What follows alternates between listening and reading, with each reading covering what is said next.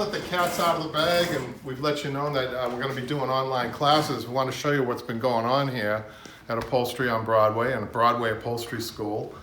So come on in and take a look. New floors. We have new setup with the tools. Accessibility is the key, and presentation on the tools and the skill set that we need in order to teach online is important. So we've streamlined things, we've cleaned things up, and we're going to present it in a way where we can teach anybody upholstery, even over online. Okay, so come on in the back room, see what we have, a brand new editing room that we set up. And later on, Patrick and I will be talking more about exactly what that means.